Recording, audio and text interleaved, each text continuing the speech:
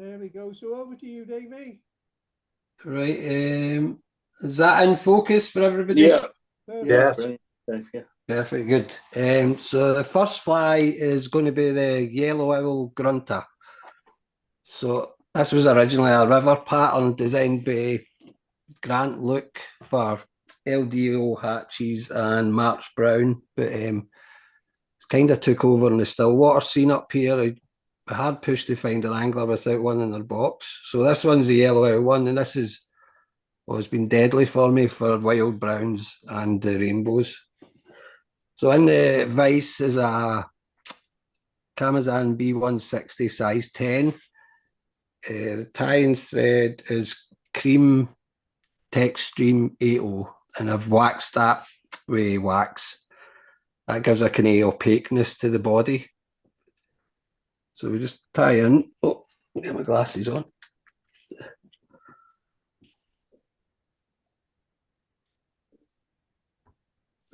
So a wee bed to start with before you tie in your CDC.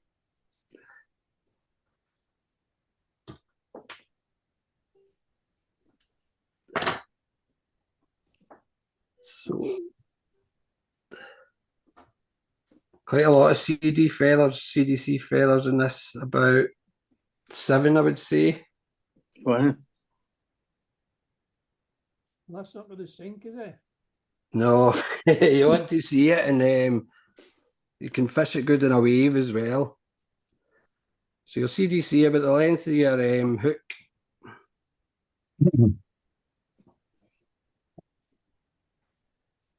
So this is a Cook's Hill CDC. That's great stuff. So one wrap to secure, then one wrap towards the eye. I like to do, then 3 back. And that case stops it spinning. That locks it. Then you cut at an angle.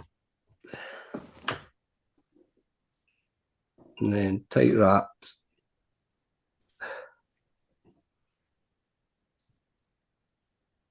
Just down towards the bend. So for the rib, it's like black micro wire I use, but you can also just leave a tag of your tying thread and colour it with a black Sharpie. It's just whatever you prefer. I quite like the black micro wire.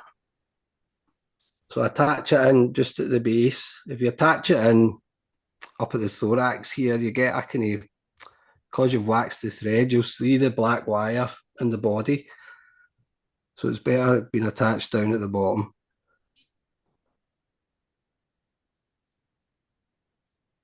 Just your tight turns, a wee bit round the bend. And then back up. You want to build up a nice wee taper. If it's great days. I don't know, is it a popular fly down south? Or? Yellow owl, yeah, it's a cracker. And the grunter, is it quite popular? Yeah. I haven't seen it tied as a yellow owl. So you're just building up a wee kind of taper with your thread.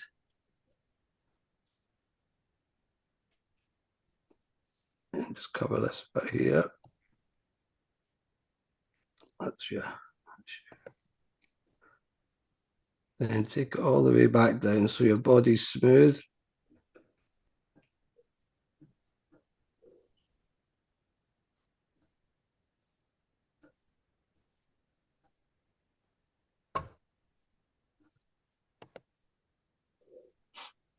Right, that should do it.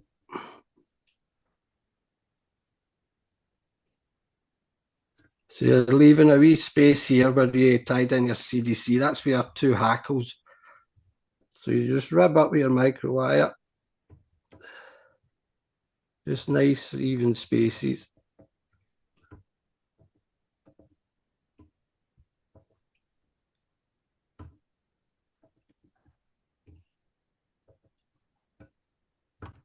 Should do it. And tie off.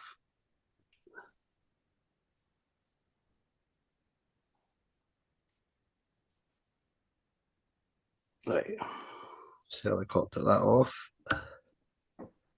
So your first tackle is a partridge. And I've stripped that down. Don't know if you can see down the one side. Yeah. I've just used scissors instead of stripping. Sometimes when you strip, it takes quite a bit of the rachis away. So you tie this in with your tip.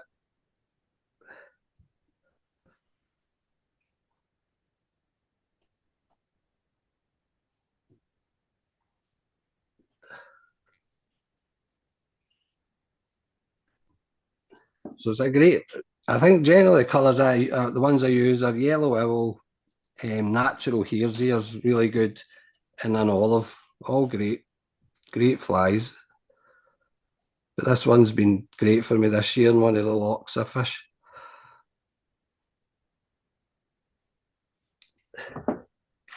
Right, now your cockle. So I'm using a furnace here, but a red game as well. I quite like the contrast there. Furnace. Just tie that in. Trap your feathers.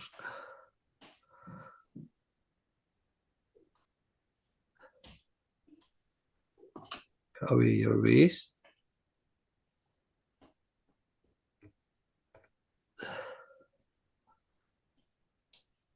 Right, so your furnace first. So that's 1,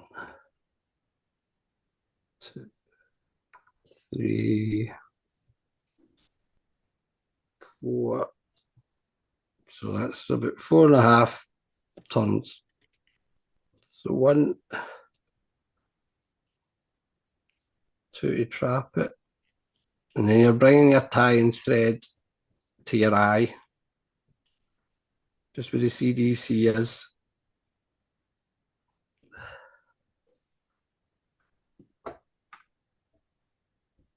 Let's move the hook a wee bit. Trim away your hackle. Right, your hackle pliers. So we're making quite a footery bit. This the best way I've found to do it is one wrap just at the back of the furnace, and then cross straight over to right behind the CDC. And you'll see that gives you a nice hackle. Then you cross over, bring your thread up behind the partridge hackle and tie off at the eye. 4 should do it. And you just check. Just trim that away.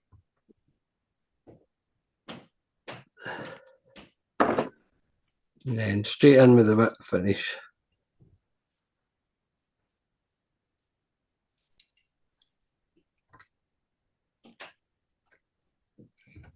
Just pull everything back. 1, 2, 3, 4. And that's you, that's your Yellow Owl Grunter. Honestly, a great pattern. That's you.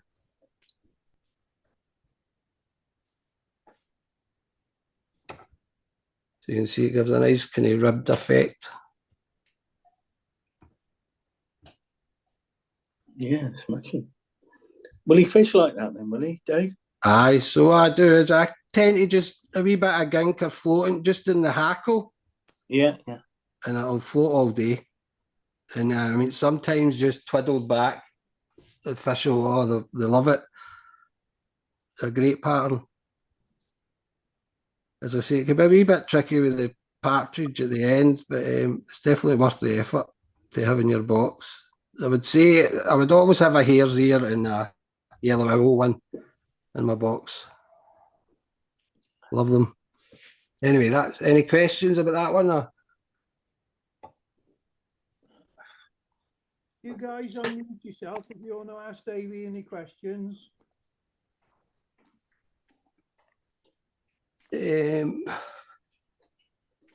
What have we got now? So the next one's a Clyde style pattern. I've grew up in the banks of the River Clyde in Lanarkshire in Scotland. So I'm quite interested in Clyde style patterns. So this is a Greenwells Spider Dry Fly.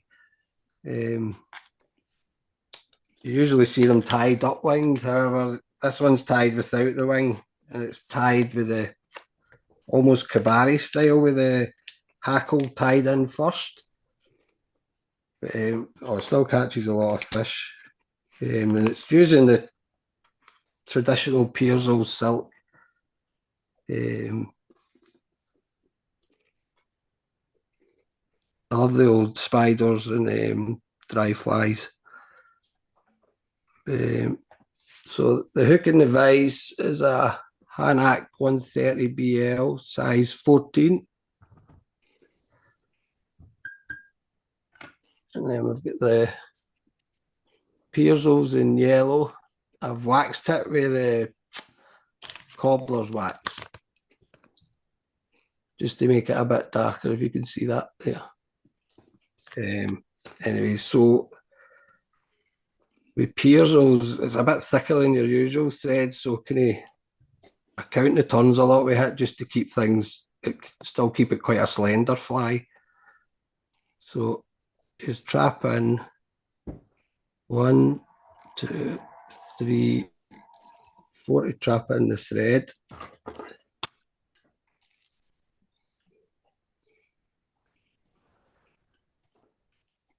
What would I do with the hackle?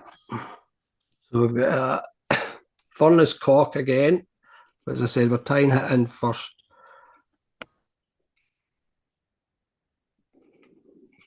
So you're tying with the shiny side down.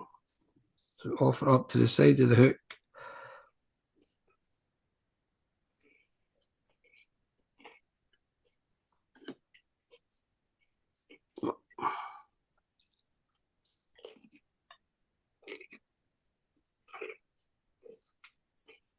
So 1, 2, 3, 4. So that'll be that trapped in. So the old Clyde style patterns without the wings, generally they would tie it with 2 hackles. So they would have like a grey-blue hackle that would represent the wings, and then the darker hackle at the front would represent the legs. Just go down with your Pearsalls. Then we've got some Coq de Leon for the tail. Just about six fibres, I think.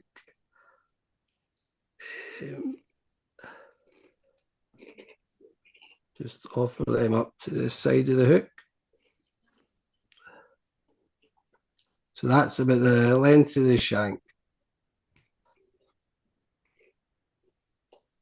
That's it. Nice tight turns down the bottom.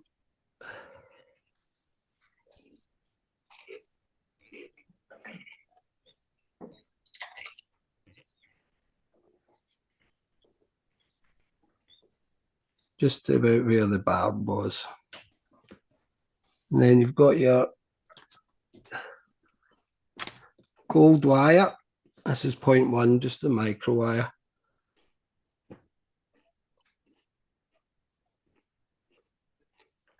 Oh. Don't forget to trim away your waste.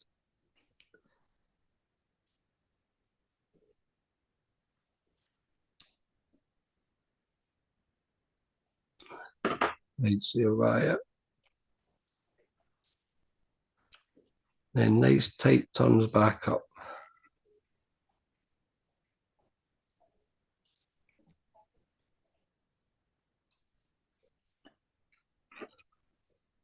Use your left hand for any stray fibres.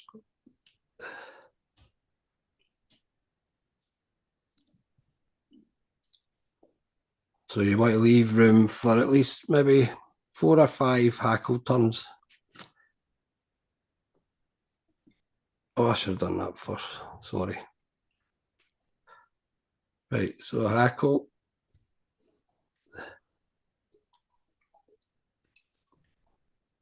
So 1,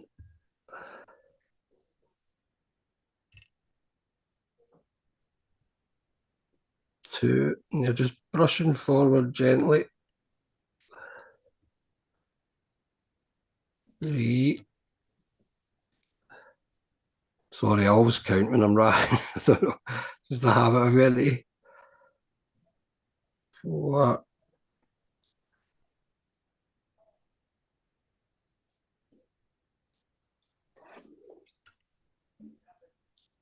And 5. So just tie that off. So that's 1, 2.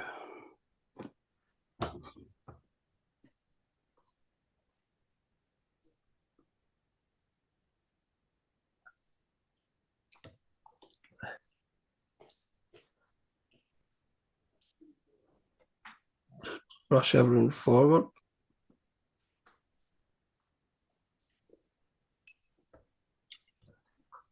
So maybe rogue ones.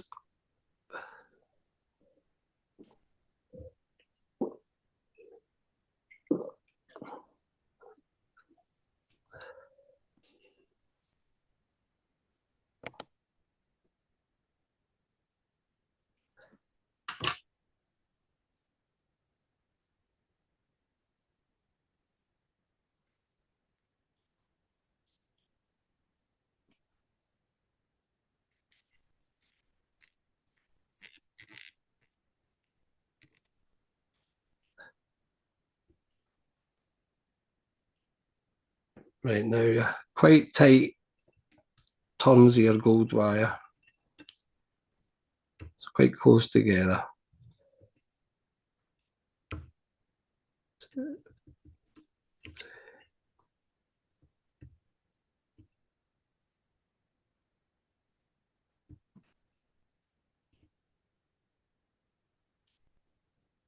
That's you. So you're tying off behind the hackle instead of the eye.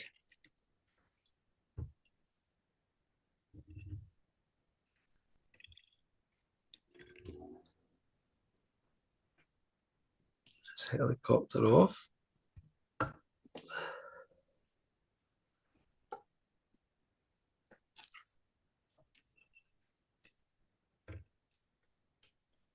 And a 3-turn whip finish. 1, 2, 3.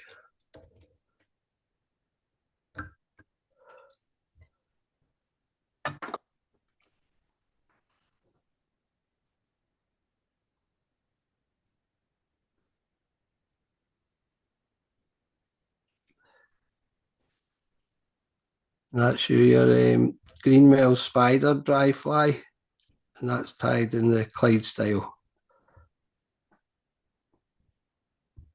David, Yeah?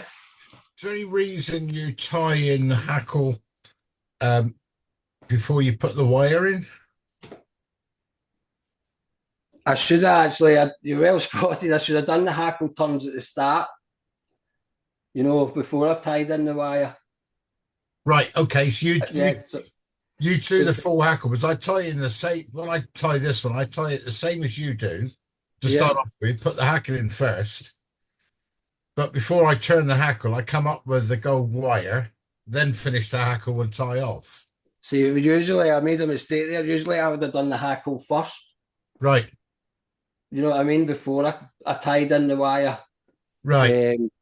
So you would tie in your hackle. What I'll just show you quickly.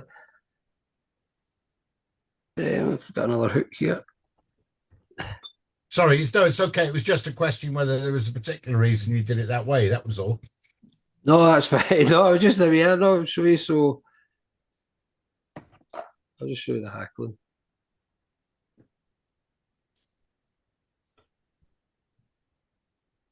So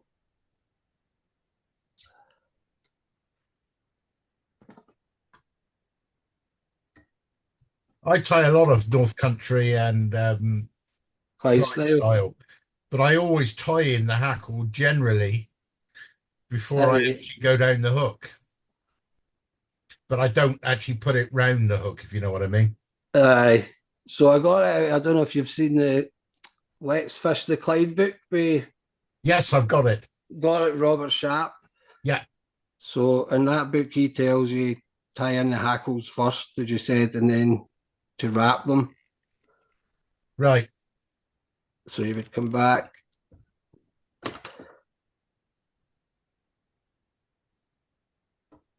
I think tying them doing the hackles first makes maybe for a neater fly, to be honest. Yes, it does.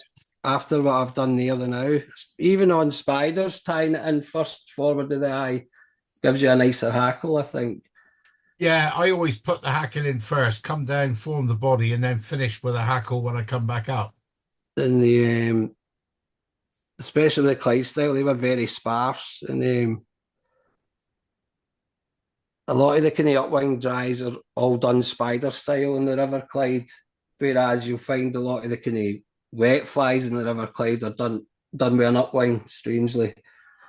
So that's what I should have done. The first fly was tie it in, then wrap the hackles first.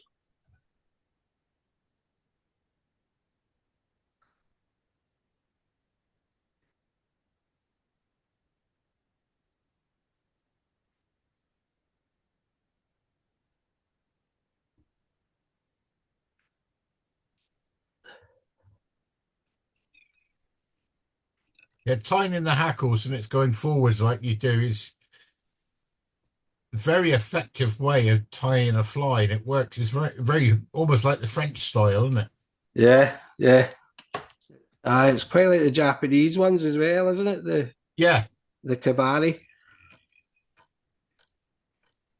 So just like that. So that's what I should have done. Obviously, I made a wee error there. But that's how you would generally start them, tying them in, then doing your hackle, then down the body. And that way it also gives you a wee taper.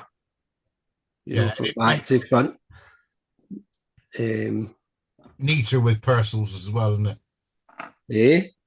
Makes it much neater with purcles, you know, in threads. And I think it's a good thread to learn to tie on, I think, Pearsall's. It's good for thread control and keeping wraps to a minimum. And it was an old guy in my fishing club a long time ago that gave me my first kind of tying set, and it was all Pearsall's and old Clyde's wings and feathers. I'll just finish that off and all that.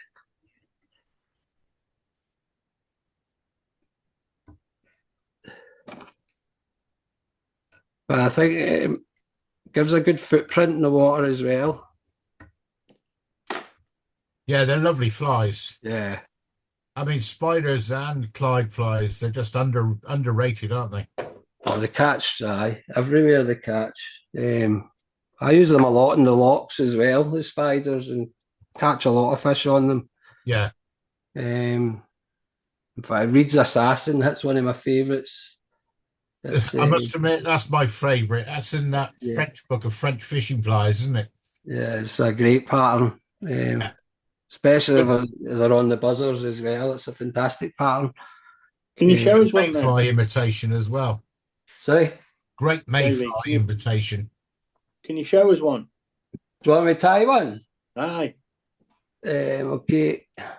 David, before you start, if you tied that, sorry to interrupt on Adam. No, you're fine. If you tied that pattern with a different coloured thorax, say a black or a red or a green, could you use it as a buzzer imitation? The Reed's Assassin? No, the one you've just done, the Clyde style one. Oh, well, so that's a dry fly. Yeah, but it might hang just under the surface, maybe, as a hatching buzzer. Do you reckon or not? I think the tail holds it up. The tail holds it yes, up. the tail. I've forgotten. Well, if you omitted the tail, would it still be a Clyde style fly? Well, no. Okay. I mean, it would fish almost like a shuttlecock, right enough, with the way the hackle fibres are going forward. Yeah. So like that. Yeah, maybe. Okay, thanks. I thought I'd just ask. Thanks very much. Anyway, it reads assassin. 2 seconds, I'll just get the stuff for it.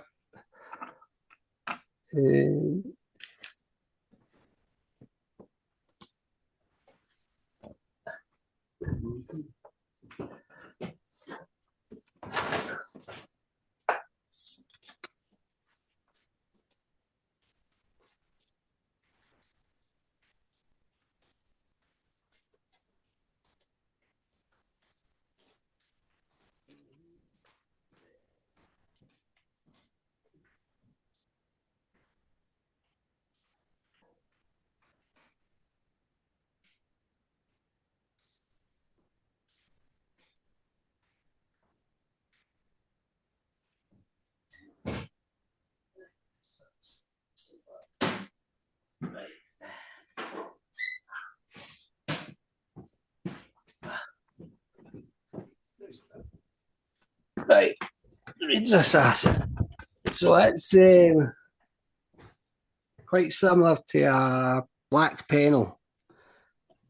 Let's see if we've got a hook here. Right.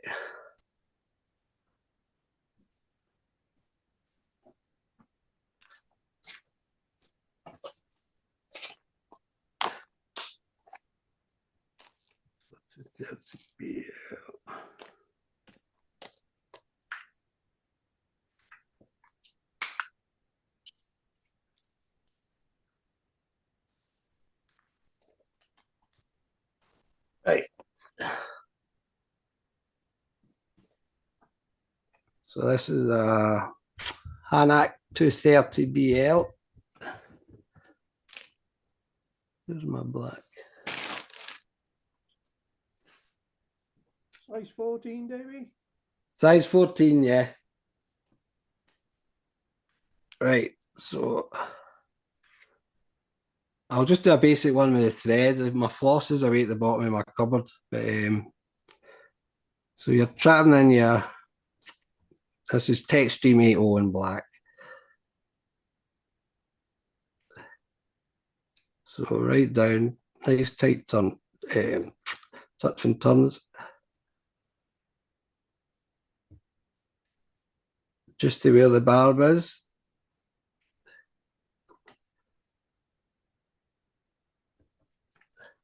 So this is some vintage sunrise floss in red. I like the colour, it's a lovely colour, red. So I don't use a lot, I think it's a single strand, 1 strand floss.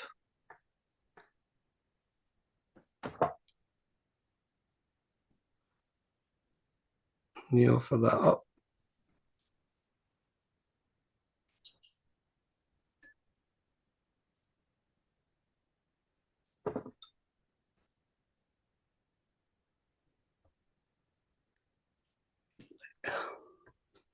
Your rogue fibres. What did I do? And some silver wire.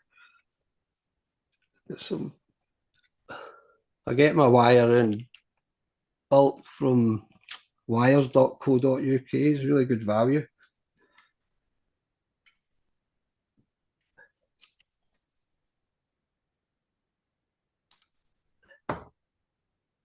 Right, so tying your silver just the length of the body.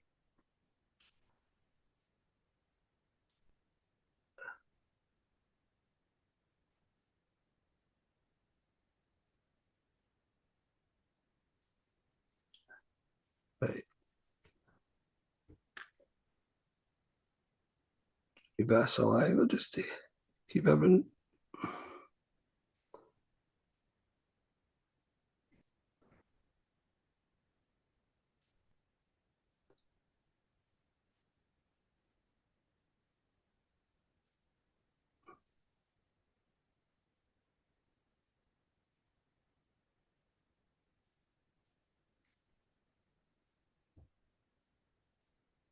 Very good early season. All through the season I fished it. Had a lot of success in with the wild browns and this and a couple of lochs. So nice just like your Greenwells, quite close turns with your silver wire.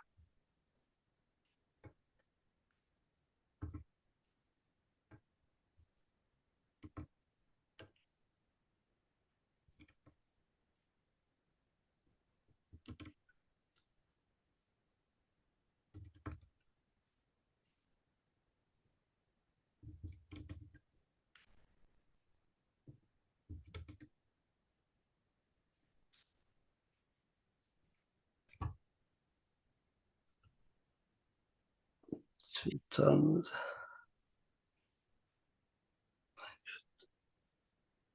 Helicopter off. And then it's just a black hen hackle at the front. This is just one of the white and 4B capes.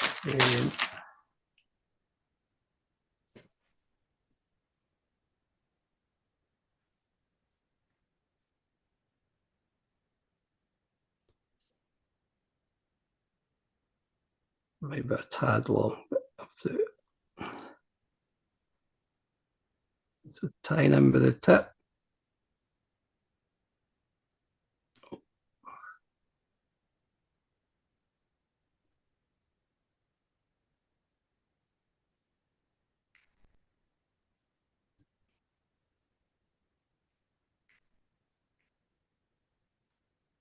Right.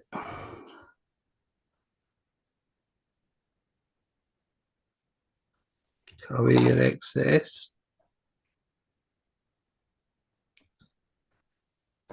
And my hackle pliers.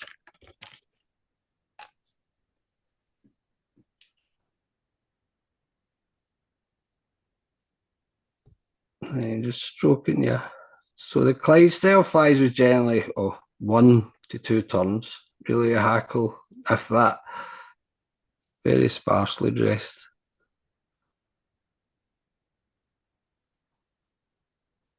That's one there.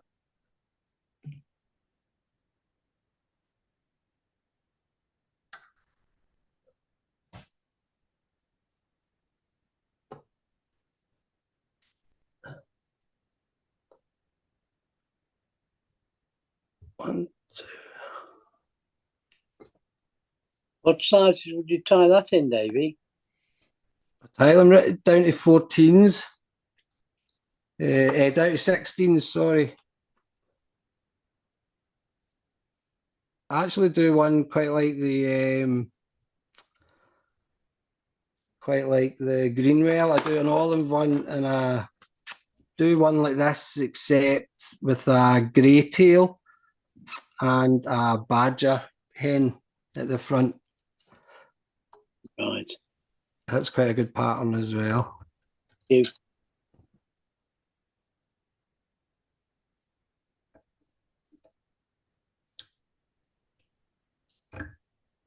Funny you should tie that, David. I've been doing one very similar today, just coming off the ice today myself. With the badger? I do it slightly different than what you're doing there. I do everything the same, but I only on the thread or floss. I come to the middle of the hook, then I tie in an ostrich, then the hen. Oh, nice. It comes out. I can probably show you. I won't drop it. That's what I've tied. I don't know whether you can see that, can you?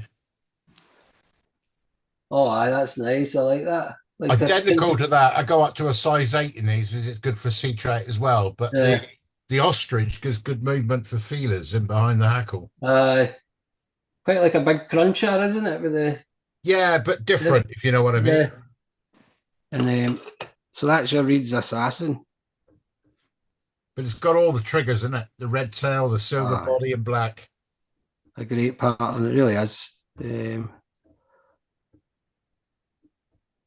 I mean, earlier this season, I was up the loch and they weren't interested in the surface, so I'd put the olive one on and this one on, and then there was just the black one, action all day on it. Either can you get forgotten, the old patterns, don't they? But Yeah, I also tie it with a blue. The With a blue blue tail. tail. Aye, good flies. Still a lot of folk use the spiders right enough, don't they? Mm. They're classics. Oh well, on this, the next one I've got was going to do was the Coch-y-Bonndu, the Welsh pattern. Just a wee trick I use just for wrapping the herl, just as you'll see in a minute. Lost the hackle. So I've got wee packets ready. This is the just with all my stuff in them. Best way of doing it, Davie. Well, I've been panicking a bit. It's the first time I've ever done this, so You're doing a grand job.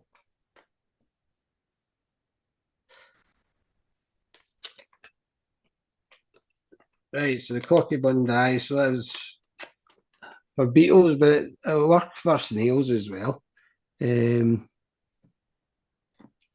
So in the hook, in the vise, I've got a Hanak 260 BL size 12, so it's a short shank hook.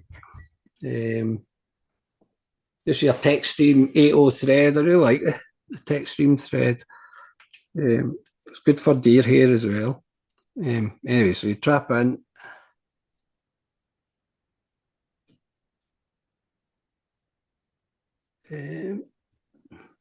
Scissors. I'm not the tidiest of tires. When I start going, stuff ends up everywhere.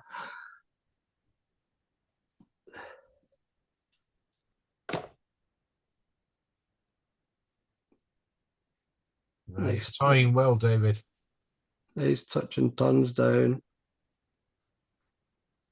So just about the point in your hook,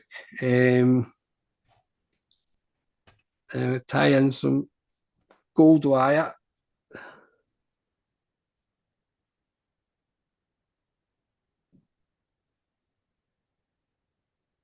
Just to the length of your body. And then 2 strands of your peacock herl.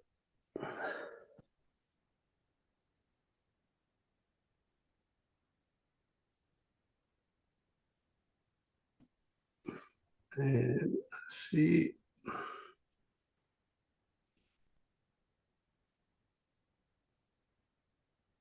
Just to wear it, this is about the same bit as you tied in the wire. Then nice touch and turns. Keep it nice and neat.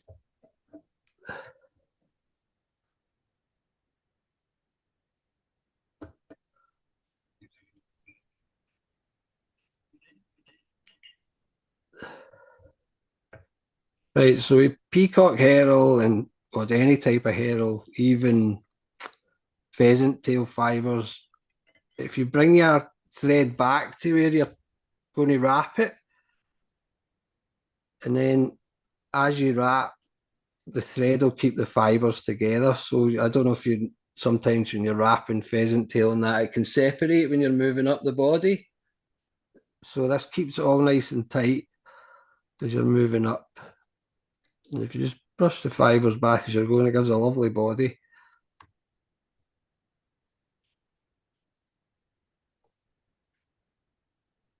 That's a handy tip.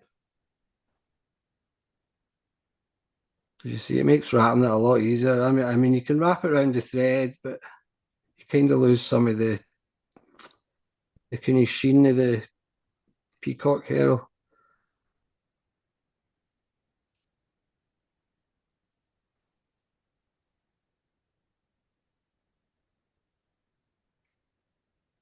And then tie off, so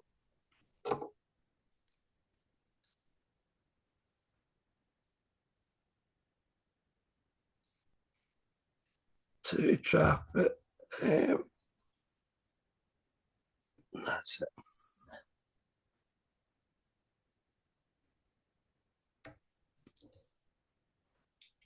Right, so now your wire. So I make a wee tag with the gold wire just at the back.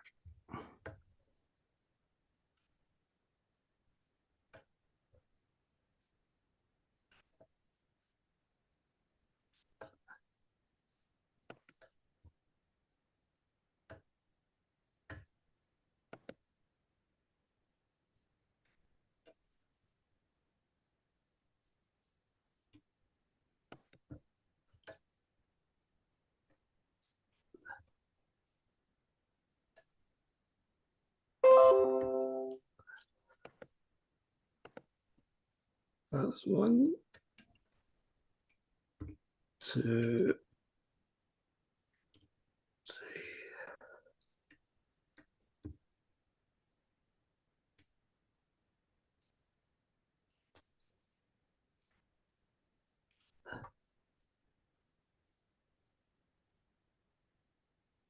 Right, that's all right. I made a mess of that a wee bit.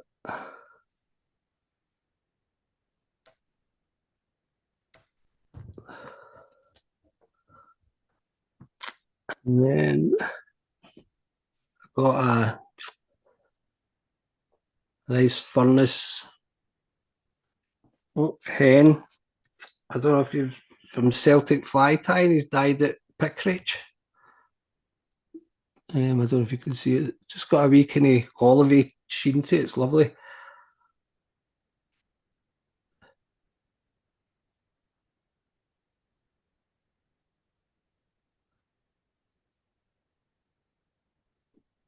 Tie in with the tip again.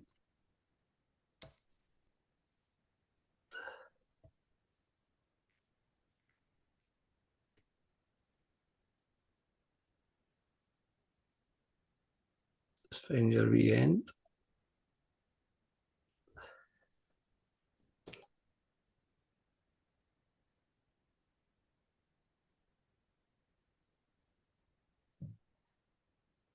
Right. So again, just quite sparse. I quite like light dressings, so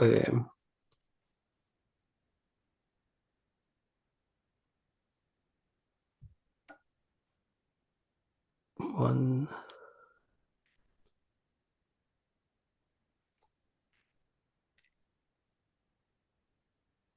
2.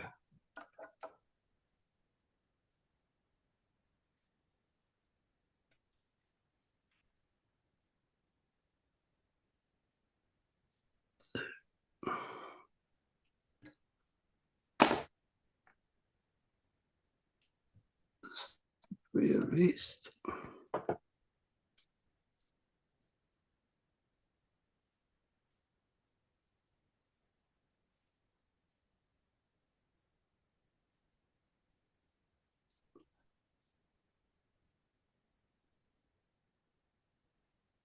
And that's it. I more just put that one in just to show you the wee trick with the herl.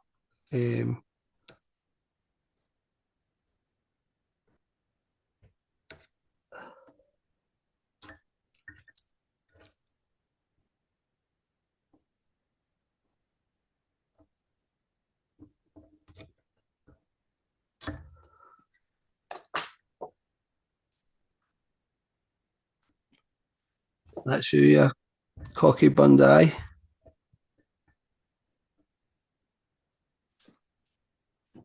Yeah.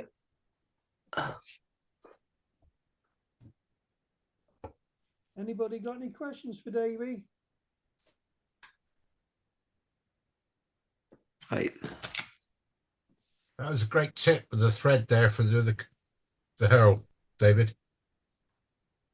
I think it was out. I seen it in an old American book I was reading a while back, and I've used it ever since. It's really good, really handy.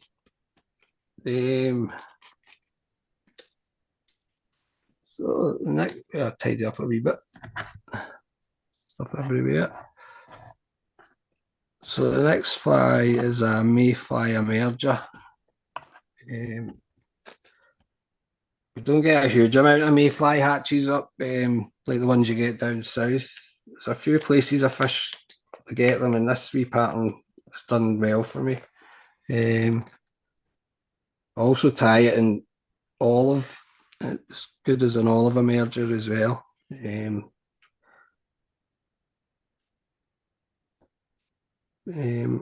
We have some great days on it. So what do I do with my hook?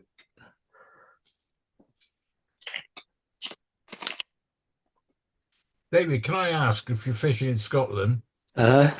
and the amount of midges to get up there, what midge pattern do you use? For midges. See, when the midges are on, I just get him. Oh, they're horrendous. Horrendous. I've got a midgie net and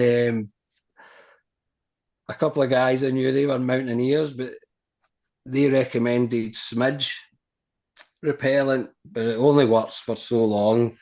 But it's the actual fact to get in your nose and up your eye, and oh, they're just horrible things.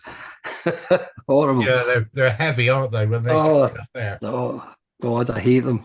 They've ruined many a good night's fishing.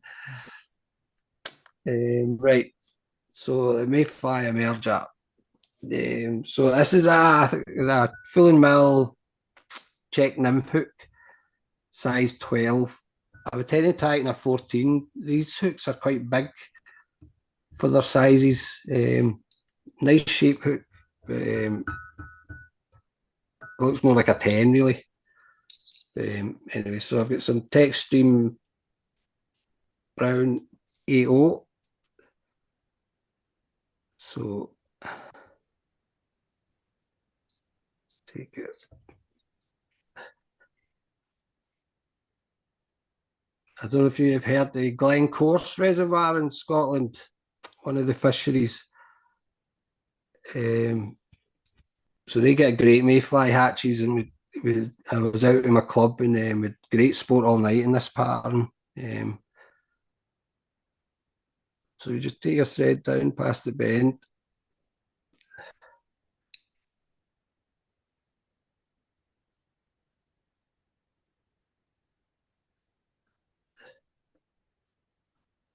Actually, while you're talking about Scotland, Pete, I've just come back from 3 weeks ago, several days up in the north, and for the second year on the trot, I never saw a midge.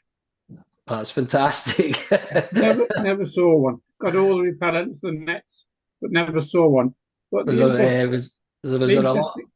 The interesting part was, for the first 2 days, I fished a similar one to that Reed's Assassin. yeah, but with squirrel tail in the body. And in the finish, I put all 3 of them on, orange, olive, and black, on 3 droppers, and caught all day on them. 28 fish in the first day, and on the second I went north up to Ochentell. The first day was like Bonner Bridge at Migdale, and then I went up to Ochentell locks, out on the hills, and they were exactly the same. Small red tags. Yeah. Unbelievable. No big wet flies at all this year. Aye.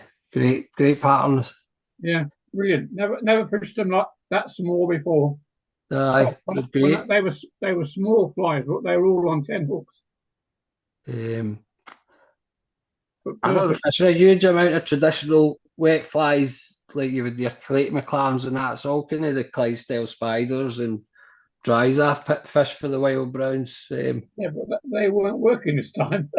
I always fish those, but not this time. No, had to be different. But that's strange. Your Reed's Assassin. That's exactly what I was using. Aye, good. So the tail in this is summer duck. I don't have any fibres there. Just a nice selection.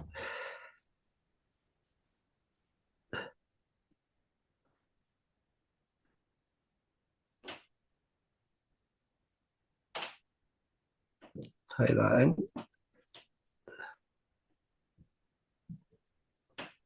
Should do it. And the wire. What did I do? I've got some amber wire here, just micro wire.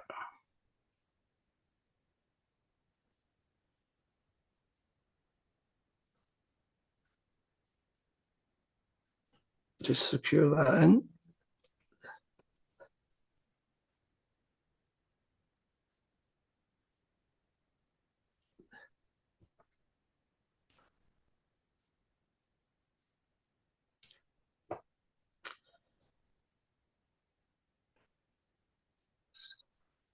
Back down. And dubbing. So I've got some Orvis Spectra blend nymph dubbing. So it's a cream used. Or is it the light? Aye, cream. Is it the cream? Yeah, cream. Not a huge amount of dubbing.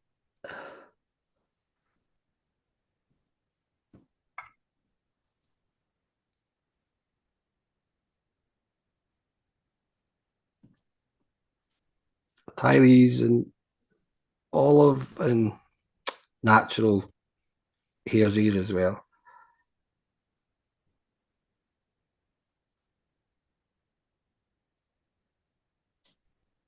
Is your dubbing the dough?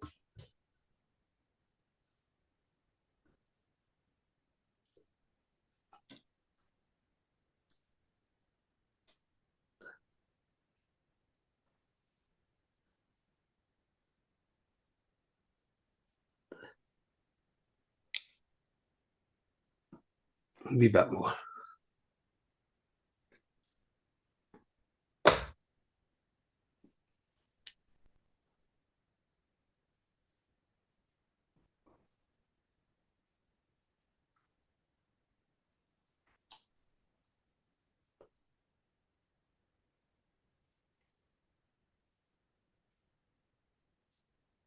That's you then rub up with the wire.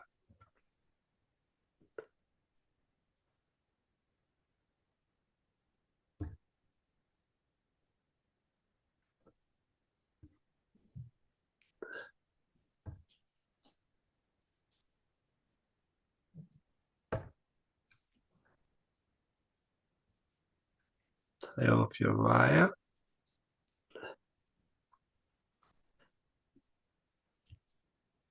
My hands are getting slippy. Now your CDC. Yep. 4 feathers here, could be medium sized. So you're tying them back the way. So is that just about the length of the hook?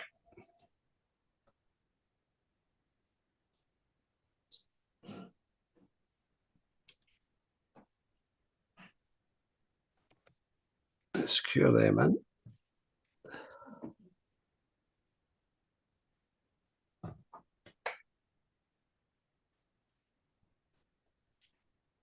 Trim off your excess. Tidy up a wee bit. You're going to put dubbing in anywhere, so it doesn't need to be immaculate. Right, we're back in with the summer duck.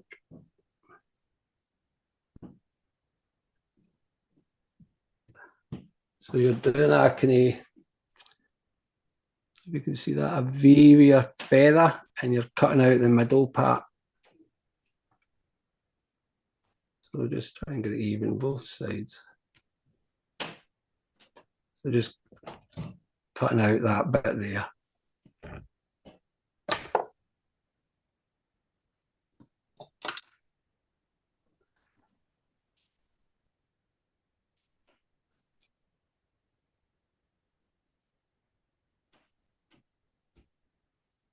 You've now got a V, the summer duck. So this is going to get tied in.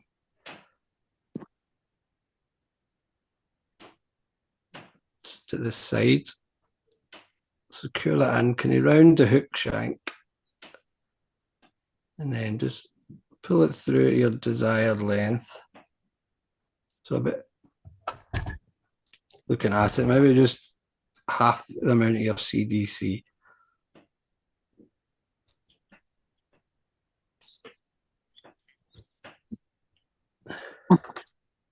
Trim away your excess. And that feather will do loads of flies. You just keep cutting out the centre bit.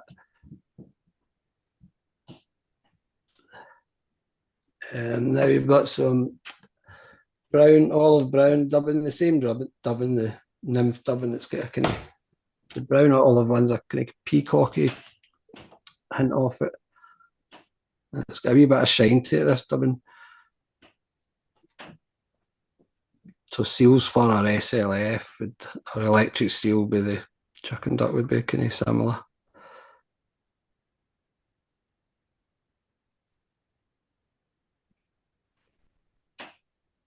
Just a nice noodle.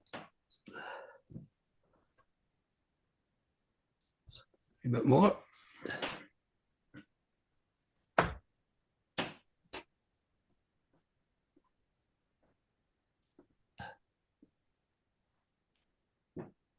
Whose pattern is this one, David? Is it one of yours or? So I'm sure there'll be others out there very similar. I came up with a number of years ago in Olive. I'm a member up at Tintle Trout Fishery in Scotland, and it just worked wonders there. So then I just adapted it for going to for the Mayfly hatch. Just with different, I tie it in a few different colours: yellow, olive, hare's ear, and this one in cream. But it proved deadly. It proved dead. The hare's ear one was really good for the wild browns as well. Yeah, I've never seen a mayfly pattern like this one. It's interesting. Right, so that's your thorax. So you're bringing over your CDC. There's a wee bit footery. You don't want to catch in all your. And what you want to do is leave some of your CDC feathers out the back. They give great movement. And then you're just trapping in.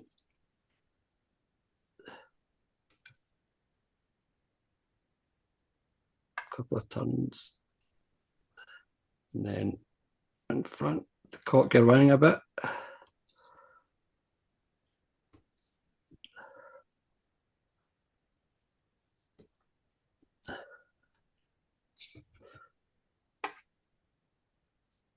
And then whip finish.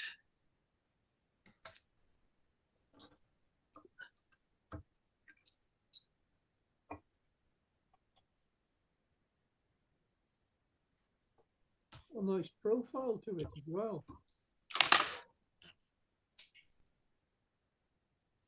And that's you. It's quite a messy looking fly, but oh, the fish love it.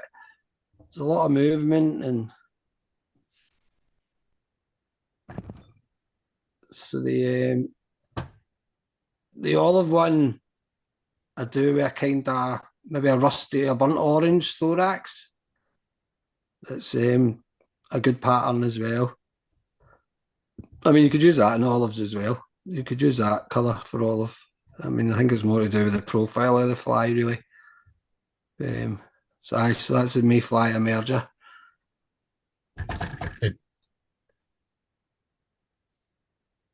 Is it still in focus? Yeah. Yeah.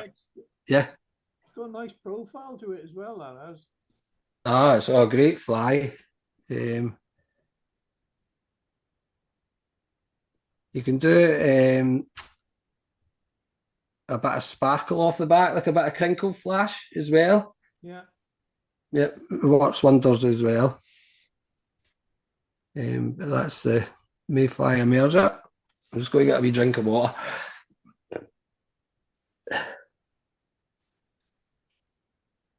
Like without the CDC at the front, it's like a WD-40, isn't it? Do that again? I say without the CDC over the eye, it's like a similar profile to the WD-40.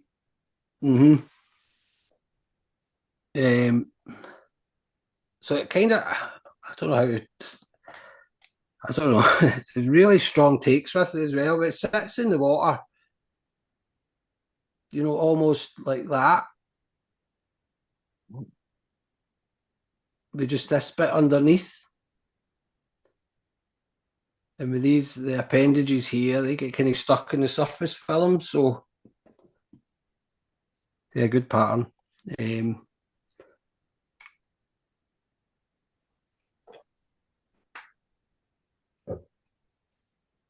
Right,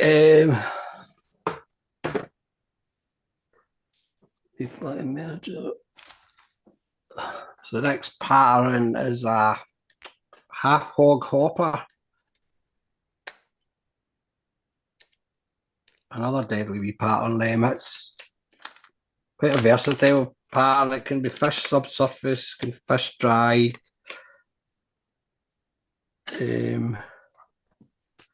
This one my friend Lee gave me, the lot with fish is it's gin clear. They don't like too garish, they like quite kind of drab and dreek.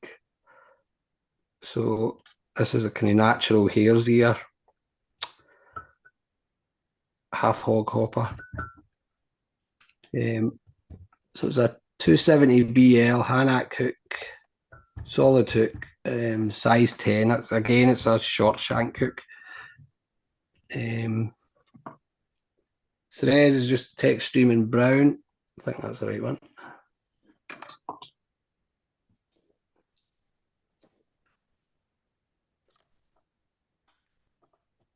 You tie it on a short shank with preference, or do you just not like the full size one?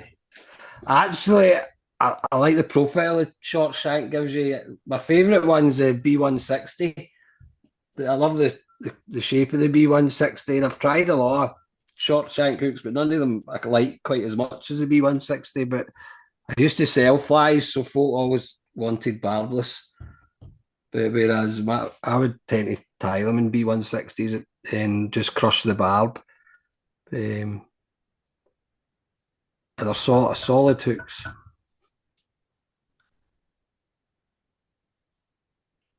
So the Half Hog Hopper, I think your main colours would be black, olive, claret.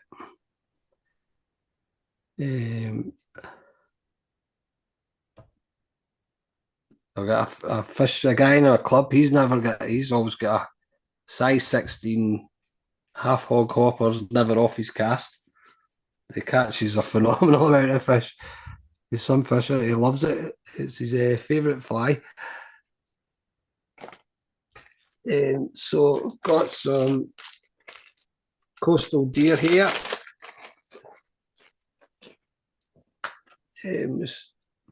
Some nicely marked. You can see that. So tie in the wing at the start. Oh, that's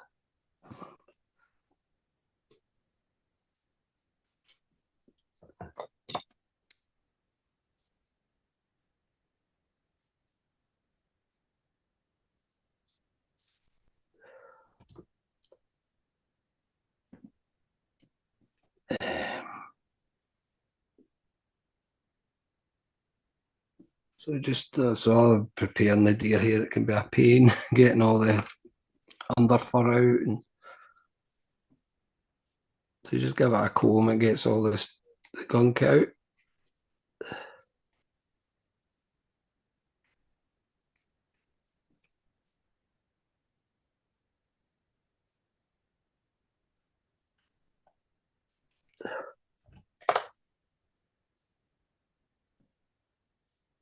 The coastal, you don't really need to square up the end. It comes off the skin quite straight as it is. So you're looking at a wing probably, again, about just to the bend of the hook there.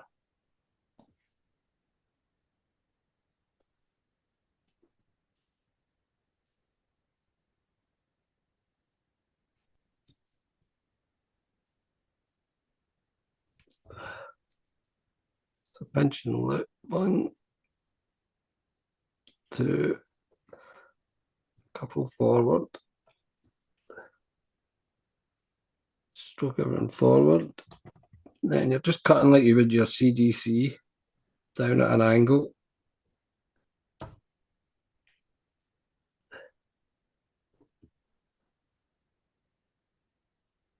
Then tidy up.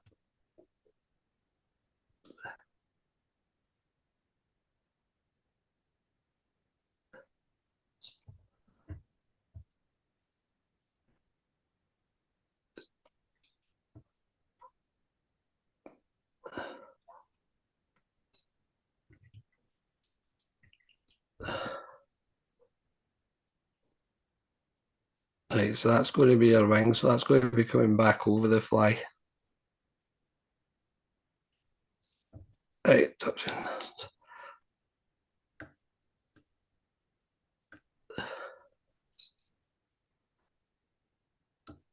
You want this right round the bend.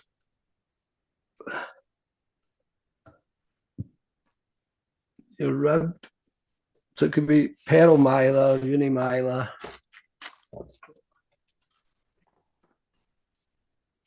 Can't find, obviously. I've got this stuff. I don't know if you remember that Andrew's scruffy dubbing. Yeah, good stuff that. Yeah, so he put me onto this stuff, this metallic Madeira, kind of pearl thread. It's a lovely rib, and it's solid as well. So just a bit of that in. I'll make a wee tag out of that as well.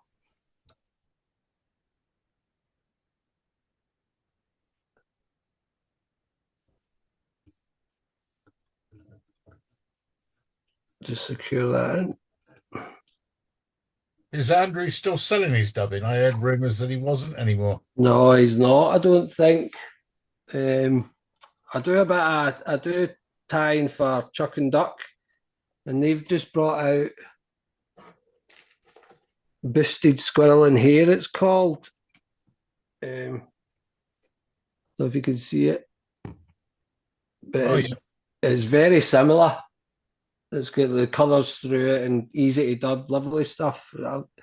In fact, I've used some in this.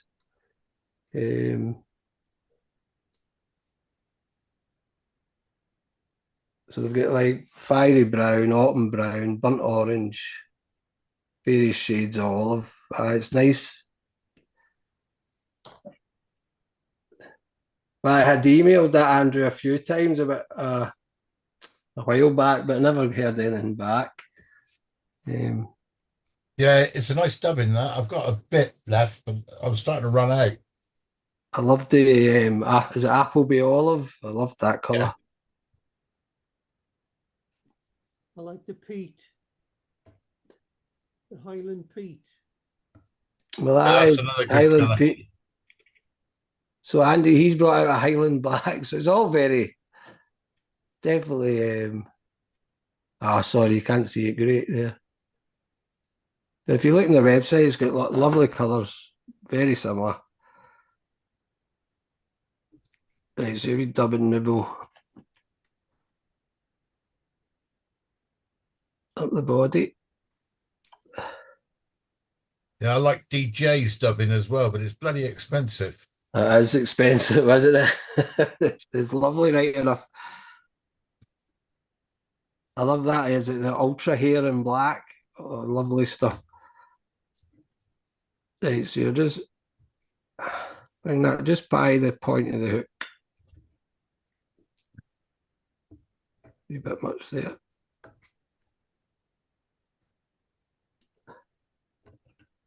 Into your rib. Then we tag a pearl.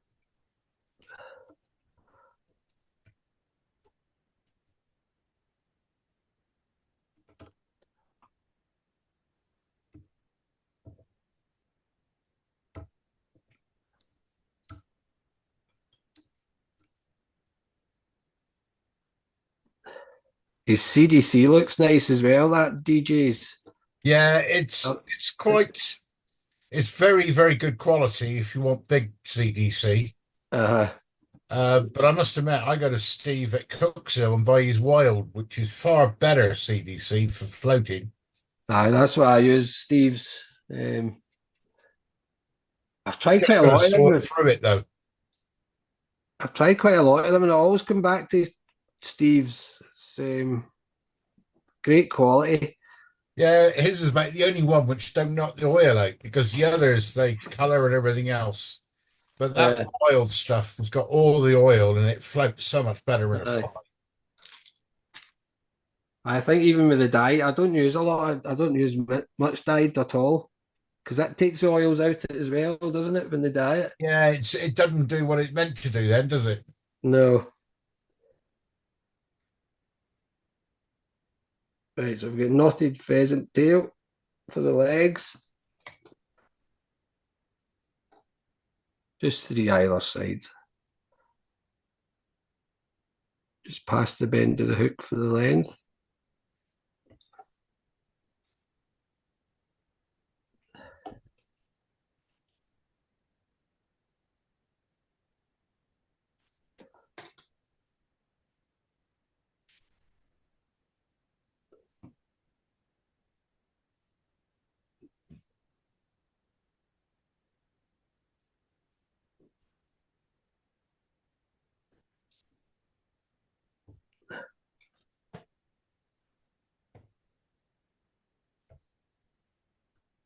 This will usually cut away half your legs as well.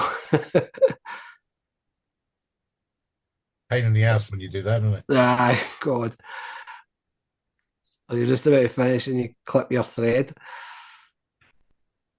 Right, so the deer hair's going to make the wing, so it'll be coming back over. So just use more of the dubbing. I can find it.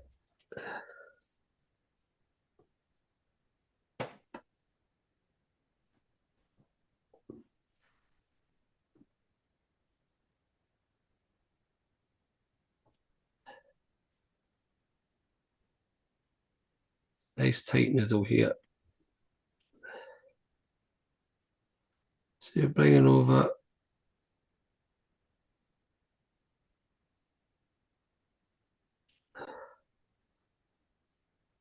one, two, you're dubbing that.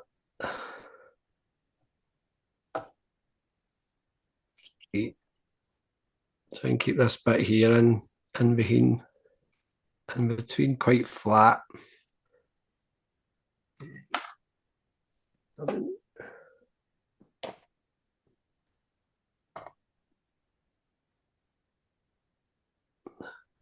Speak of the devil, that's it raining, bucketing down. Yeah, it is here.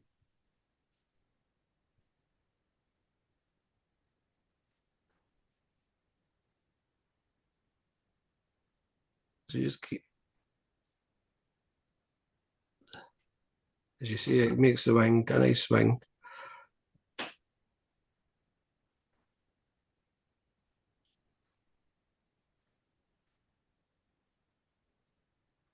A bit more dubbing.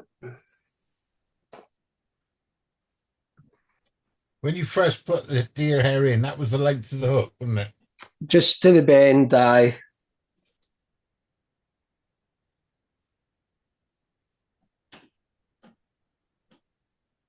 I mean, you could do it tying in separate clumps, but it's a lot easier if you're tying it in at the start over.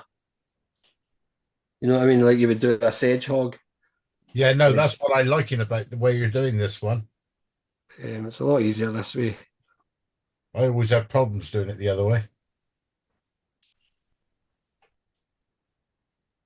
They look nice on the vice, and then you get them and they flare out.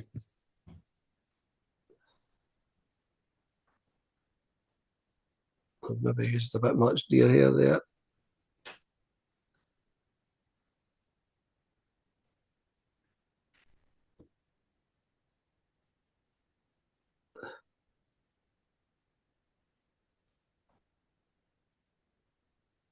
Nice pattern.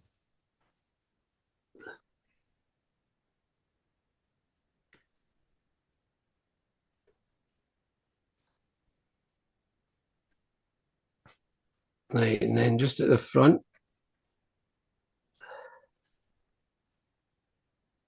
a little bit of UV ice dub in gold.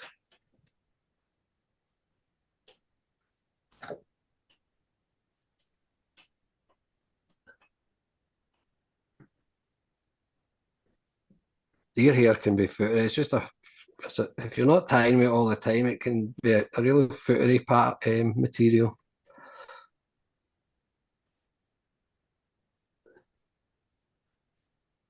Yeah, it's a hard material to master, deer hair, isn't it? Yeah, it's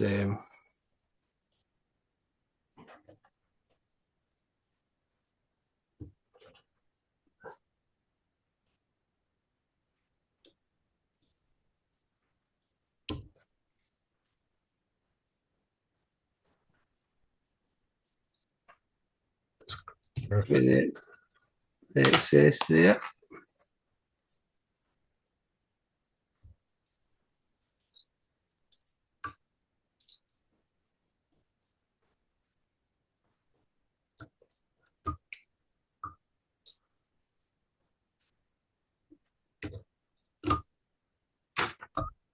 And then in with your dubbing brush, just pull everything up through the wing.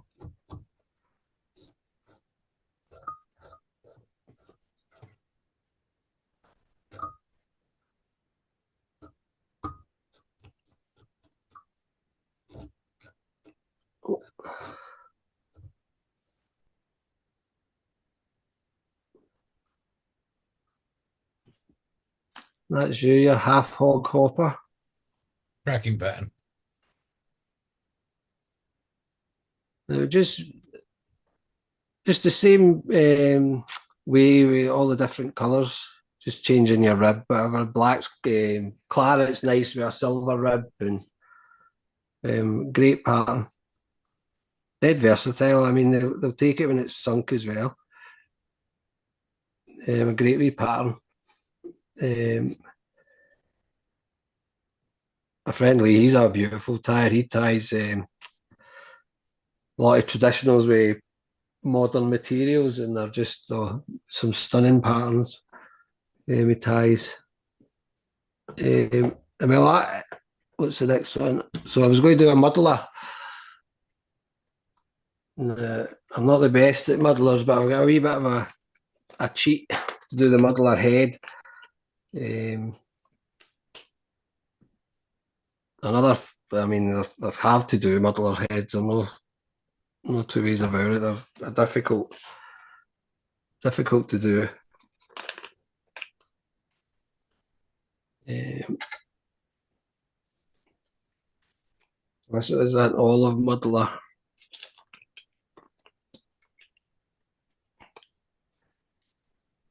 So this is a partridge wide wet hook, size 8. The thread's just texturium and olive.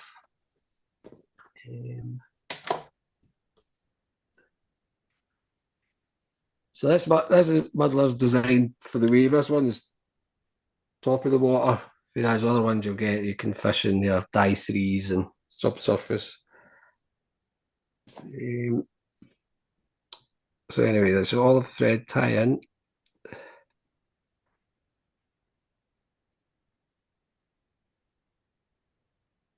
Just touch and turns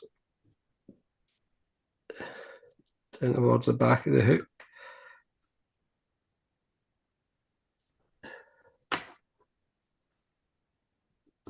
Tag. So use some more of this summer duck for the tail.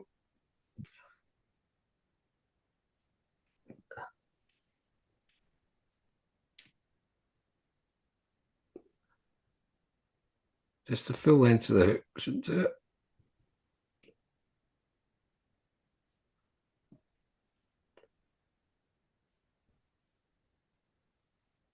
Just maneuver it till you're happy with it. So you're cutting, remembering you need to leave a wee bit for your muddler head at the front. Probably a wee bit more.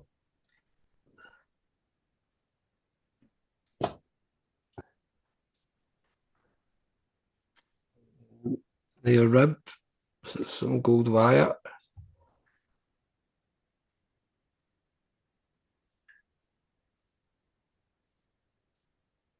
And tidy up.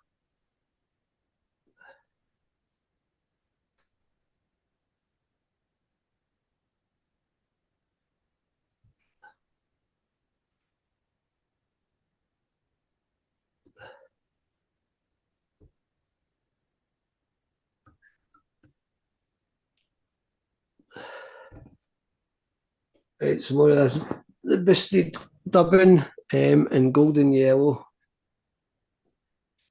Lovely colour. I don't know if you can see, it's got like flecks of blue through it, and blues and reds.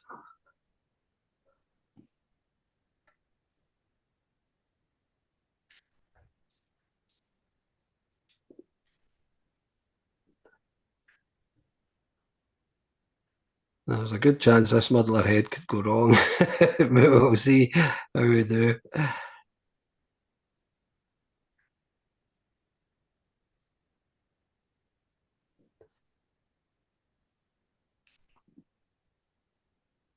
The top up the body.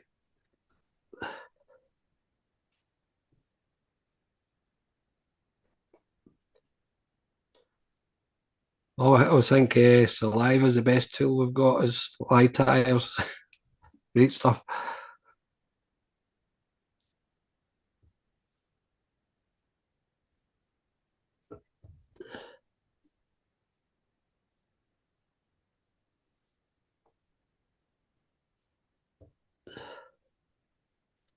Nice and scruffy. Nice and scruffy. We'll brush it out as well. So we've got a furnace cock. We'll have used a lot of furnace tonight.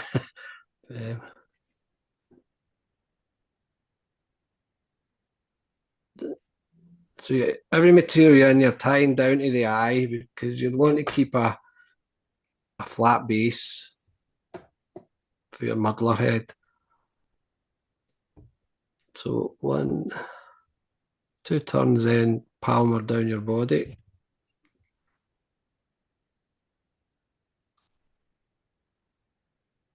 We'll get one more maybe. Then catch in, just cross over and a straight turn at the back to catch in your feather. And then just wiggle up your body.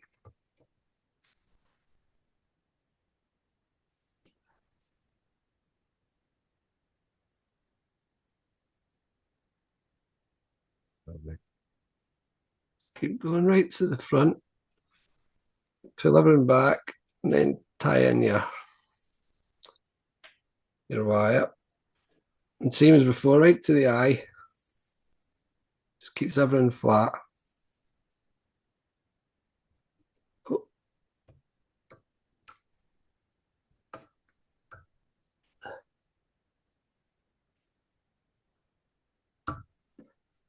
Then clip away your hackle.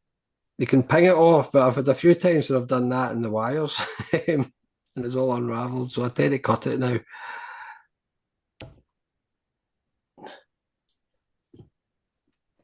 Right, give it a wee rough up.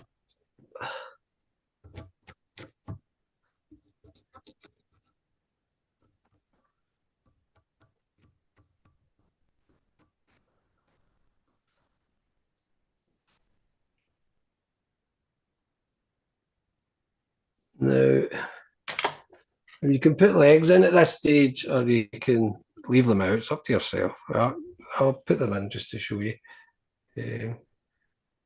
Just the standard, 3 each side.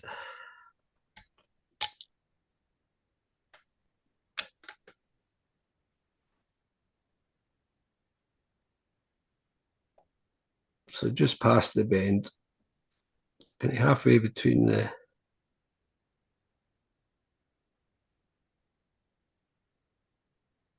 That's legs up, is it? Yep, just slightly above the tail.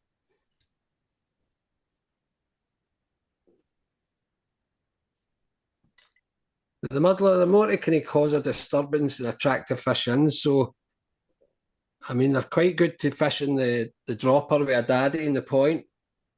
So the fish will come in attracted to the muddler, but they'll take the daddy, if you know what I mean. So, a good pattern. They'll always take this as well, obviously, but they're designed to create a disturbance.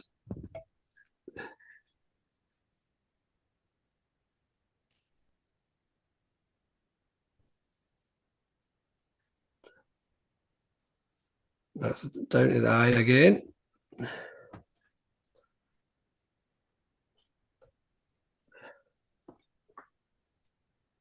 Just tidy up.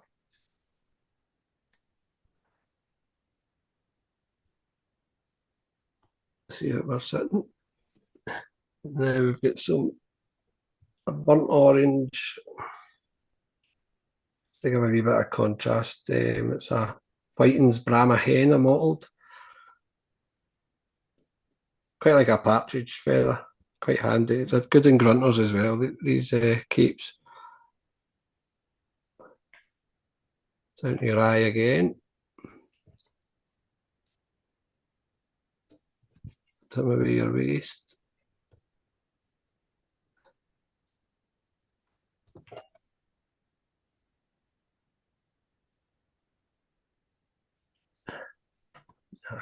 So just one ton really, I think.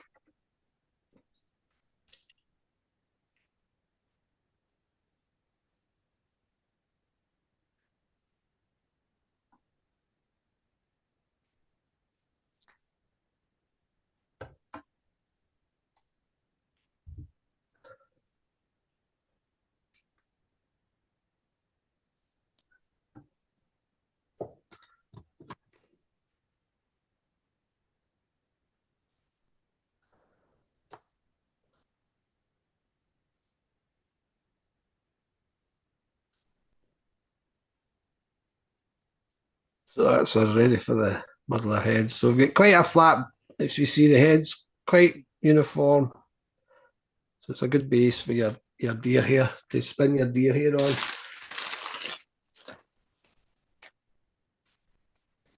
So I've got some roe deer, that's for the back of the skin. It seems to be the kind of best for spinning round the hook, I find.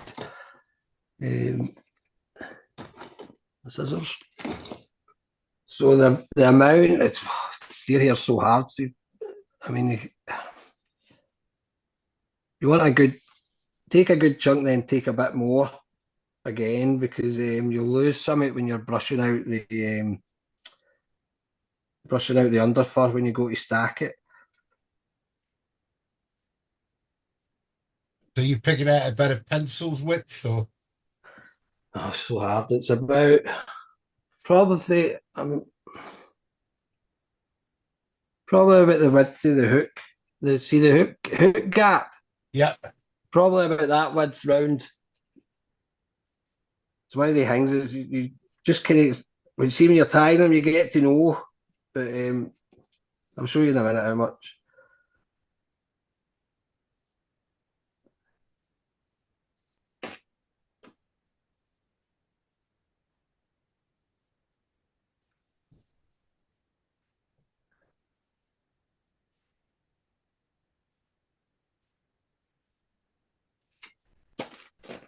Let's see. About. It's hard to see, really, isn't it? Yeah.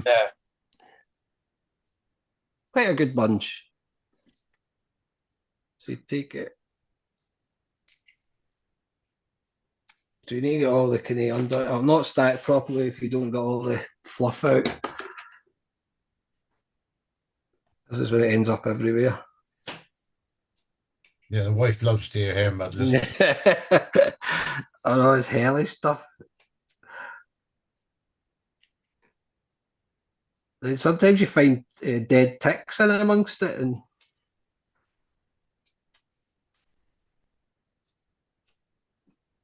let's see.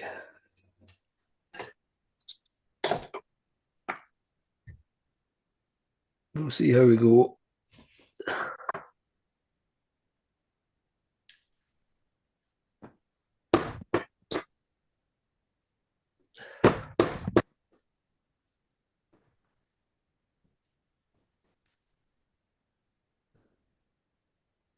Right. So you've got it stacked, all the tips have lined up.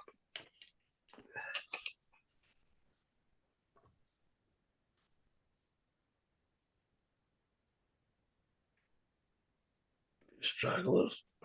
Right, so you can, so your deer hair, your hackle, your collar, you can have it as long or short as you want. I tend to have it a wee bit short, just about there. So you grab it with your left hand, and then a loose strap coming up, down, turning, another loose strap, and then it should spin round the hook. Oh.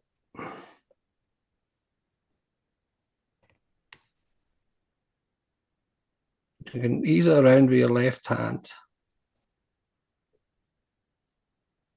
And just forgetting, make sure it's trapped in.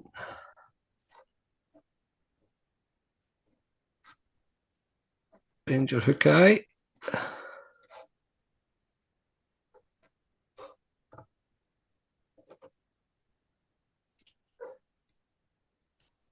And wind your thread through.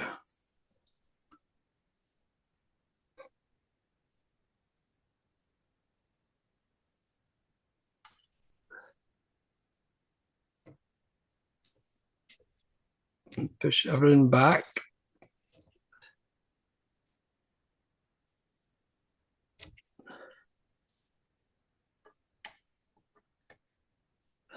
Got a wee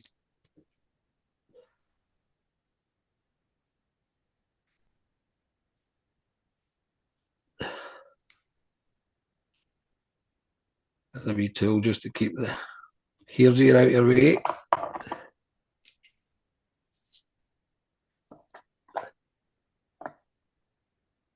Wee bit of super glue on this thread.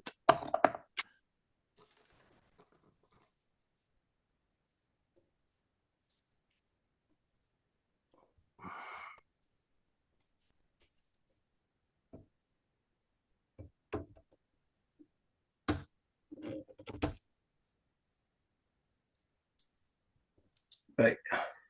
So down the muddler head. So bring everything forward. Just to get your wee deer hair hackle. The finer, and you can see the tips.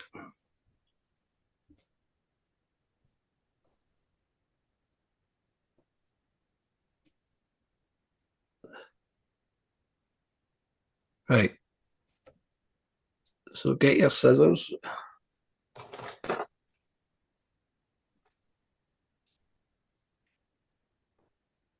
So if you can see, gotta hold it all. And then you just cut it all. So I would say that's maybe about a centimetre. And then that should get rid of it. Push it all back.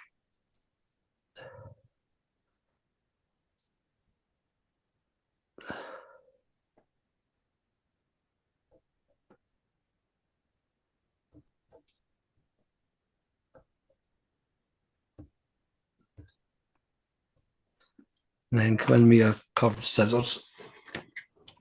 I usually rotate the visor when doing this, but I'll not catch it on the film. So I usually, when I'm cutting it, I usually just use my nail, come behind it, and then I imagine there's like a 5p piece with the eye as the centre, and that's where I start my cuts at the front, just with the curved scissors up the way.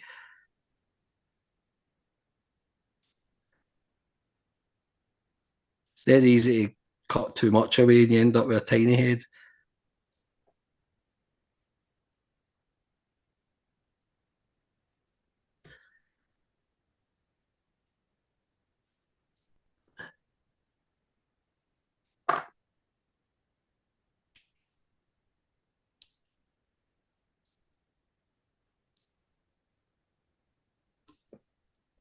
I need to cut, just turn it a wee bit.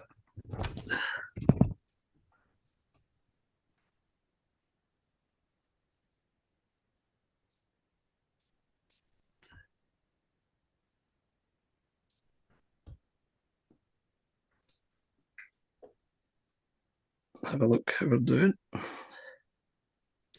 Because maybe I've done me a wee bit more deer hair, I don't.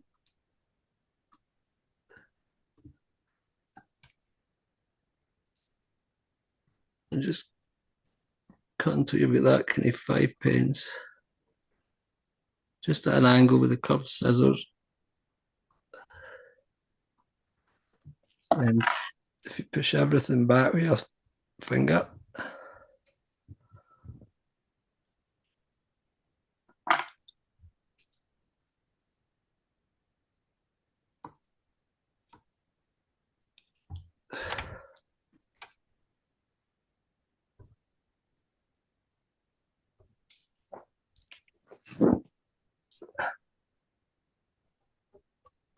That's a kind of cheats muddler head, what we call it.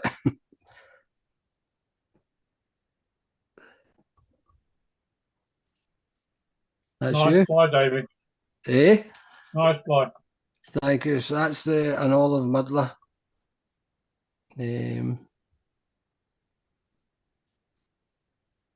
Hard to do. Different ways to do them, but I find that the easiest out of them all. That's kind of way of doing it. It causes a good disturbance in the water. That's the main thing.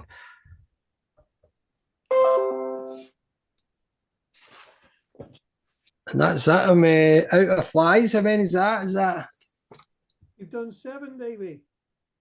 7? The tool you used to hold the deerhair, David. Oh, that's a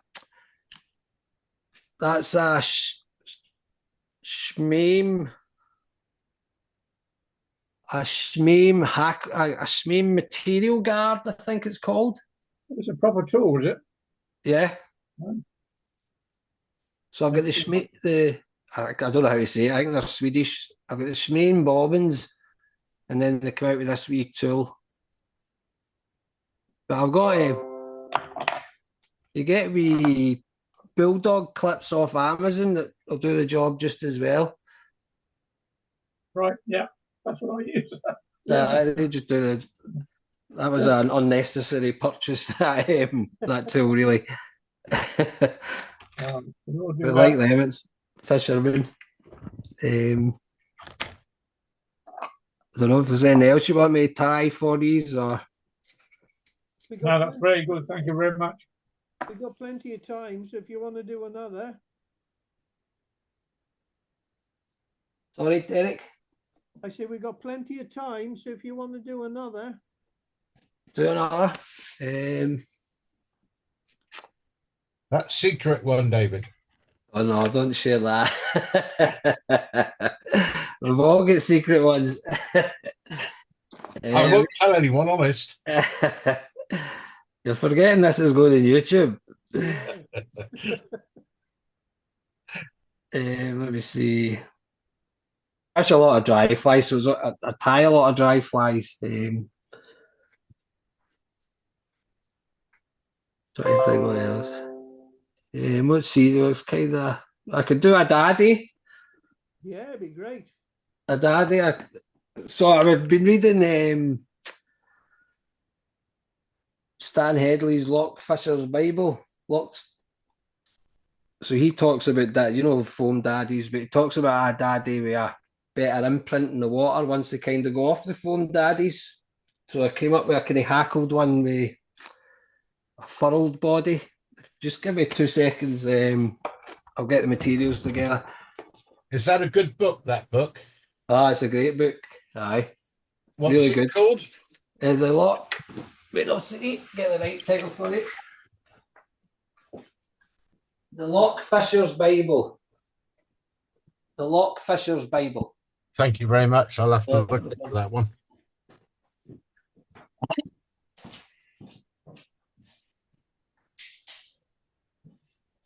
Another book for you, Peter? Yeah, it's not one I've got. Have you got that one? No, not yet. I think you can speak. You know better than I am.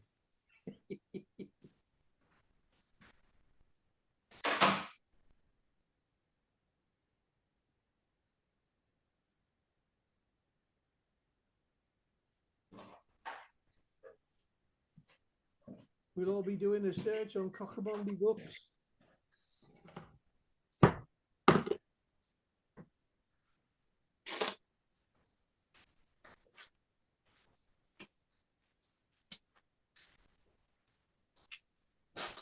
Right.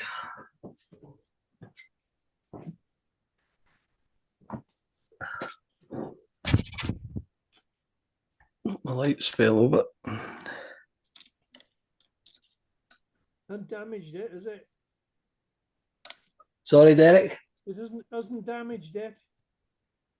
No. Right, so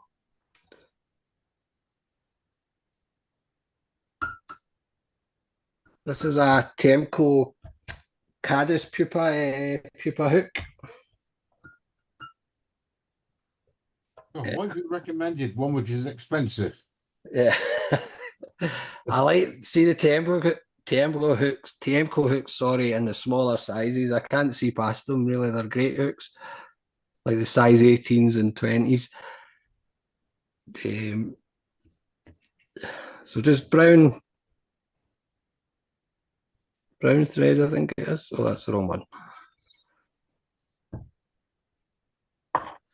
Got bobbins everywhere now.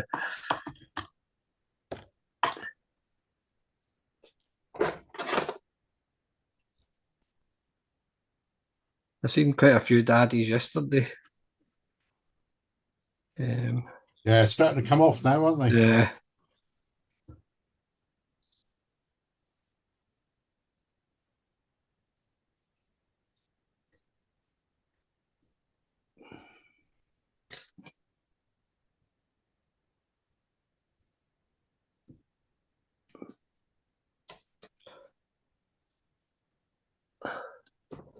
So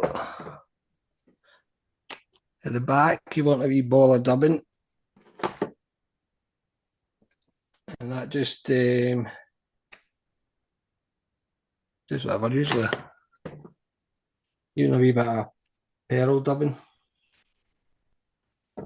and that just whatever you've got handy. That keeps your legs apart. Is that on the size 8? I think it's a 12. Well,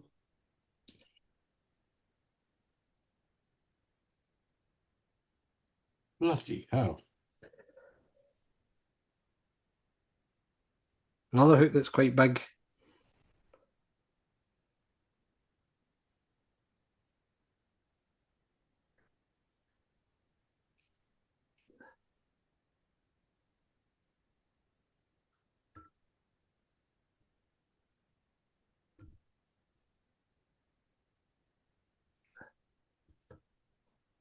Too much there.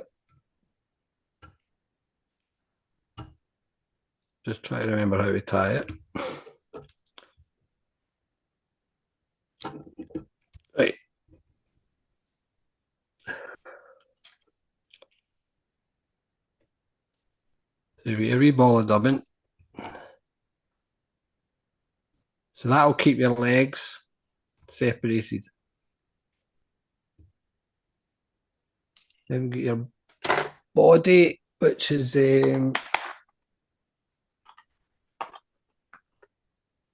dry fly, poly yarn, and mottled dark brown.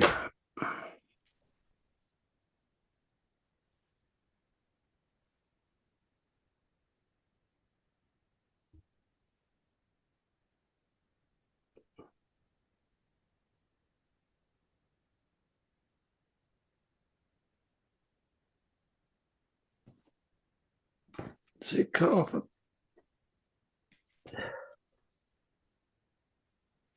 what's that, about 2 inches worth of that.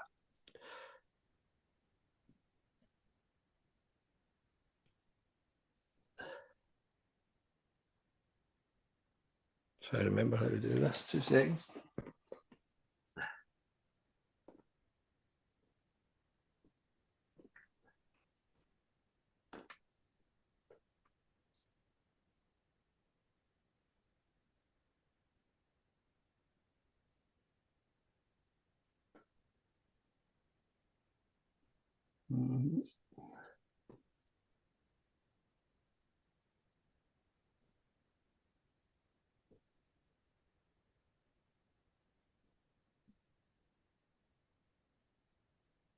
So it's legs first.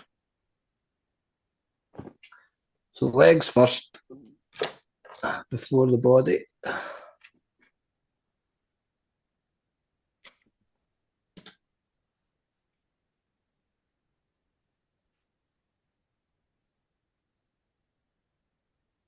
So 3 either side.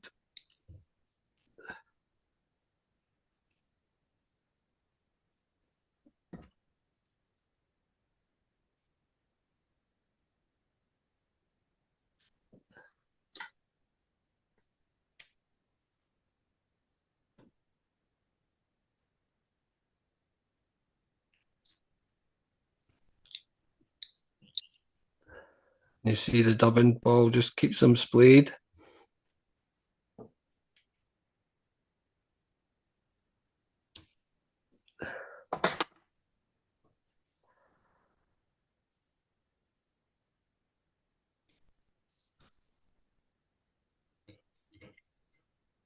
Right.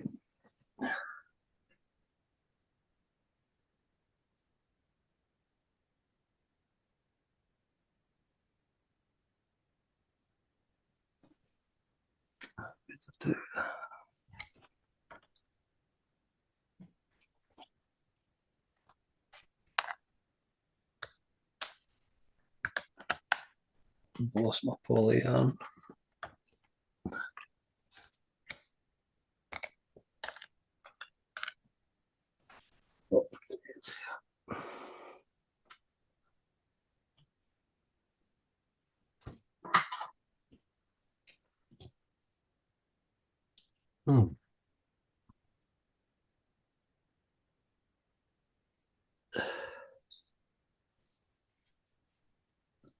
Tie in your polyarm. And then you're twisting it. Keep twisting.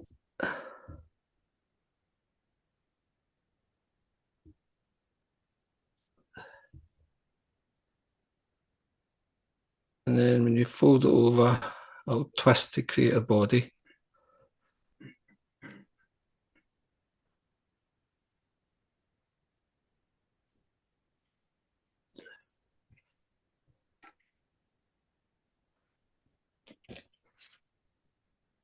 Clip away your excess.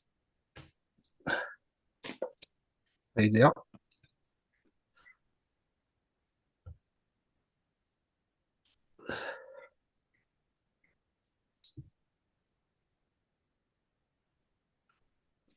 So then you need to add a little bit of resin to the base here to this polyarm, because when I first tied it and I took it out, this here kept getting wrapped around the hook. The fish liked it, but it just wasn't fishing right. A wee bit of resin.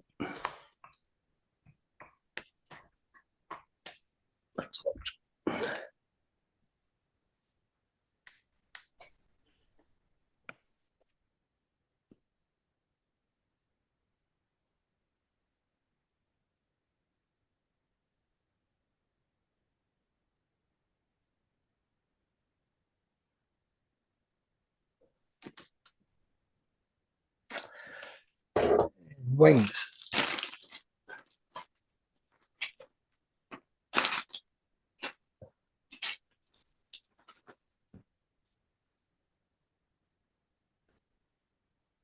So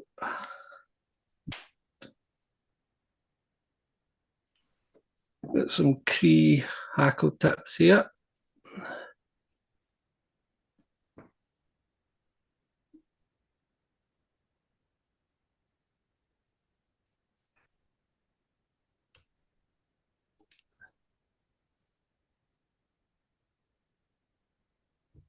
One.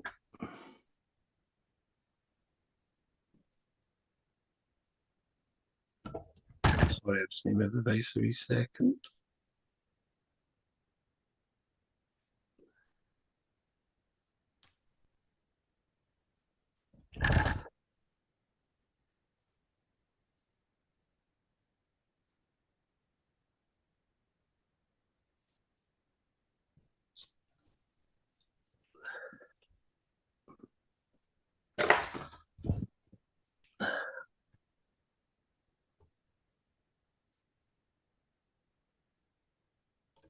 Quite a simple daddy, but it's a wee bit different to some of the ones you see. Tidy up.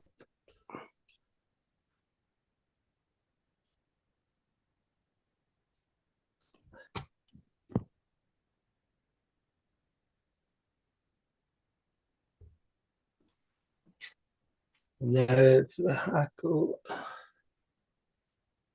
Quite a big hackle in this.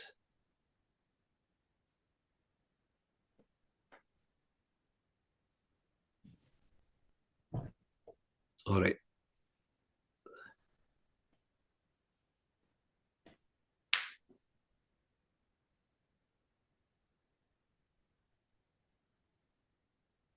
And this is just it's a Met's Cree cape I'd got a while back.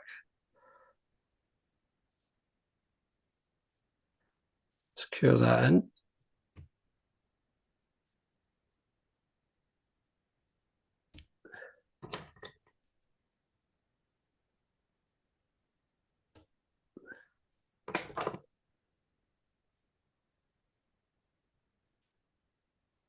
And then just wind your hackle towards the eye.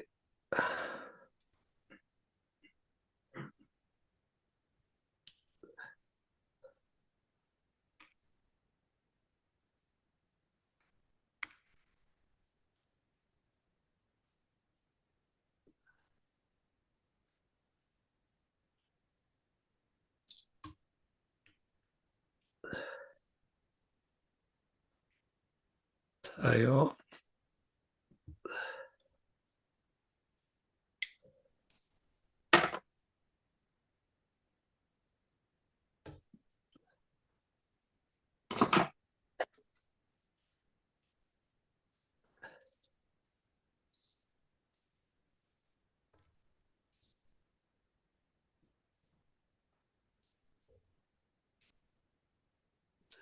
Three, four.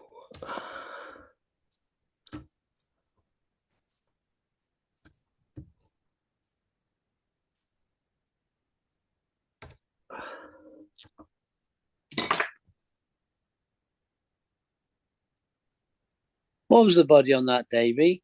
It's Semperfly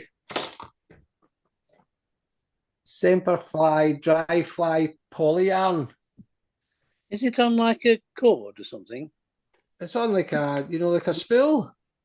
Yeah. Comes in like spools.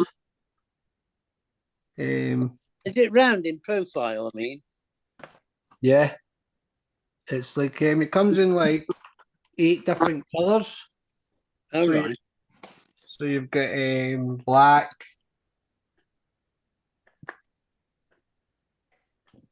Sorry, I'm rubbish without my glasses. Black, beige and orange, caddis brown, amber. Yeah, it comes in all different colours. I'll try and see it there. Yeah. Yeah.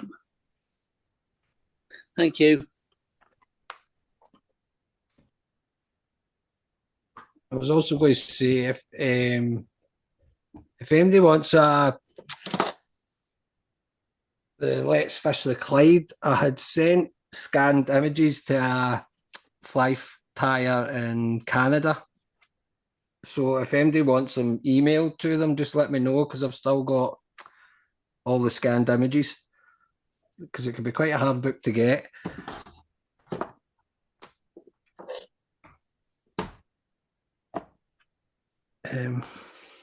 That's it, I think.